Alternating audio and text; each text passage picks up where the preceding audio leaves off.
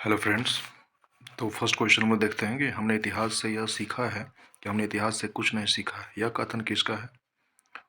Question है क्या कि हमने इतिहास से यह सीखा है कि हमने इतिहास से कुछ नहीं सीखा। यह कथन किसका है? तो यह कथन हीगल का है दोस्तों।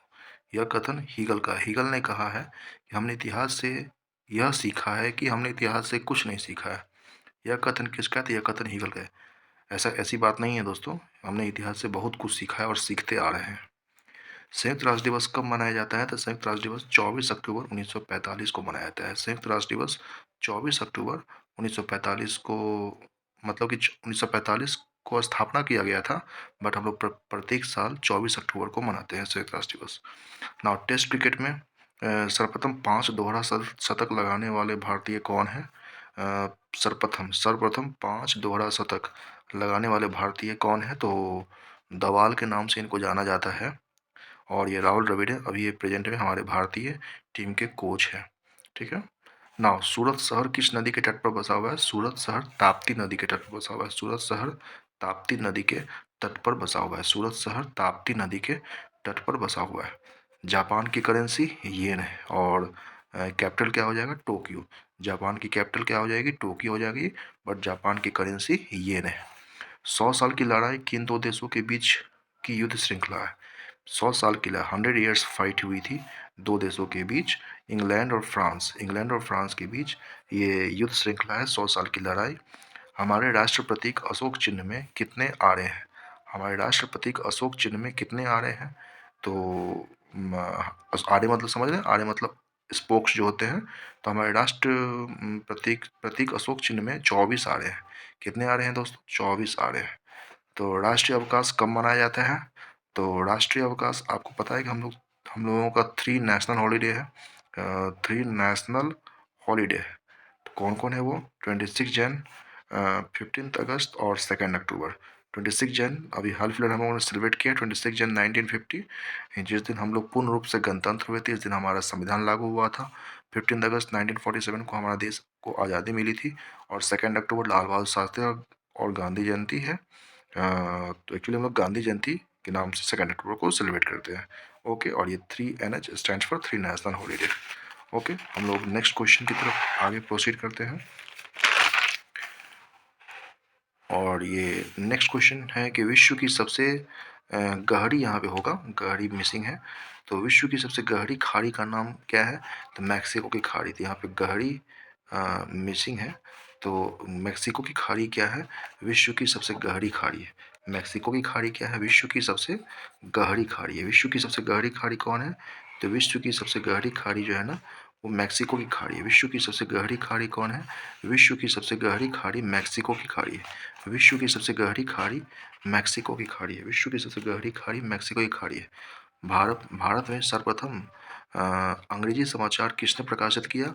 तो भारत में सर्वप्रथम अंग्रेजी समाचार पत्र जेम्स अगस्तस हिक्की ने प्रकाशित किया। भारत में सर्वप्रथम अंग्रेजी समाचार पत्र जेम्स अगस्तस हिक्की ने प्रकाशित किया। भारत में सर्वप्रथम अंग्रेजी समाचार पत्र जेम्स अगस्तस हिक्की ने प्रकाशित किया। और उस समाचार पत्र का नाम था, उस न्यूज़पेपर का नाम था द बंगाल गैजेट। जी, गैजेट के स्पेलिंग में कंफ्यूज मत होना, GAJET, और एक गैजेट्स होता है। ओके, वो अलग हुआ। तो बंगाल गैजेट। ओके। नियाग्रा प्रपात, जिसको अंग्रेजी में फॉल्स कहते थे, नियाग्रा फॉल्स कहाँ स्थित है? नियाग्रा फॉल्स अमेरिका में स्थित है।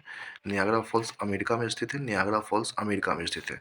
सूर्य से सबसे निकट का ग्रह कौन सा है? तो मरकरी है। सूर्य से सबसे निकट का ग्रह मरकरी है। ओके। राष्ट्रपति अपना त्यागपत्र किसे सौंपता है? तो राष्ट्रपति अपना त्यागपत्र उपराष्ट्रपति को सौंपते हैं। राष्ट्रपति अपना त्यागपत्र उपराष्ट्रपति को सौंपते हैं। और उपराष्ट्रपति अपना त्यागपत्र किसे सौंपते हैं? तो वाइस वर्सा होता है। उपराष्ट्रपति राष्ट्रपति को सौंपते हैं और राष्ट्रपति उपराष्ट्रपति को सौंपते हैं। ओके। रॉक गार्डन कहाँ स्थित है? तो रॉक गार्डन चंडीगढ़ में स्थित है। रॉक गार्डन चंडीगढ़ में स्थित है। अकबर के शासनकाल में वित्तीय सलाहकार में फिनेंशियल एडवाइजर कौन थे? तो टोडरमल थे। अकबर के शासनकाल में वित्तीय सलाहकार कौन थे? तो टोडरमल थे। सम्राट अशोक के पिता का नाम क्या था? सम्राट अशोक के पिता का नाम बिंदुसार था। और सम्राट अशोक किसके मतलब पौत्र थे? किसके पौत्र थे? तो चंद्रगुप्त मौर्य के पौत्र थे। सम्राट अशोक किसके पौत्र थे? पुत्र थे बिंदुसार के और पौत्र थे चंद्रगुप्त मौर्य के पौत्र थे। नाउ अगले क्वेश्चन की तरफ बढ़ते हैं। प्रथम पंचवर्षीय योजना की अवधि क्या क्या है? मतलब कि पहली जो 5 ईयर्स प्लान्स लागू किए गए थे, तो उसकी अवधि क्या है, तो फिर 1951 से 56, 1951 से 56, 1951 से 56 आपका जो है ना प्रथम पंचवर्षीय योजना की अवधि है। 1951 से 56 आपका प्रथम पंचवर्षीय योजना की अवधि है। तो योजना अवकाश कब से कब तक रहा है? जिस दिन मतलब कोई योजना नहीं लाई गई थी, तो योजना अवकाश 1966 से 1969 तक रहा है। इट मीन्स ये जो 3 इयर्स का जो गैप है, 66 4 इयर्स का गैप जो है, जो आपको, तो योजना अवकाश कब से कब तक रहा है, तो 66, 67, 68, 69। तो ये आपको 1966 से लेकर के 1969 तक आपका योजना अवकाश रहा है। चतुर्थ पंचवर्षीय योजना की अवधि क्या है, मीन्स फोर्थ पंचवर्षीय योजना की अवधि क्या है, तो आपको 1969 से 1974, 1969 से 1974 आपका जो है ना चतुर्थ पंचवर्षीय योजना की अवधि है। रोलिंग प्लान की अवधि कब से कब तक है? रोलिंग प्लान की अवधि कब से कब तक है? तो रोलिंग प्लान की अवधि आपको 1978 से 1979 तक है। रोलिंग प्लान की अवधि 1978 से 1979 तक है। रोलिंग प्लान की अवधि 1978 से लेकर 1979 तक है। रोलिंग प्लान के बारे में हम लोग नेक्स्ट वीडियोज में, आगे जो अपकमिंग वीडियोज होंगे उसमें हम लोग बात करेंगे। भारत का राष्ट्रीय कैलेंडर किस पर आधारित है? भारत का राष्ट्रीय कैलेंडर शक संवत पर आधारित है। आप लोगों ने सुना भी होगा, भारत का राष्ट्रीय कैलेंडर शक संवत पर आधारित है। और यह किसके द्वारा लागू किया गया था? यह तो कनिष्क एक राजा थे जिनके द्वारा यह शुरुआत किया गया था, और इनकी जो भाषा थी, जो तमिल भाषा थी।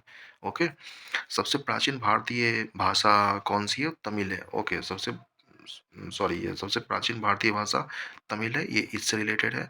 ओके, कनिष्क एक के द्वारा ये संवत कैलेंडर शुरू किया गया था। मोहिनीअट्टम कहाँ का लोक नृत्य है? मोहिनीअट्टम केरल का लोक नृत्य है। मोहिनीअट्टम केरल का लोक नृत्य है। मोहिनीअट्टम केरल का लोक नृत्य है।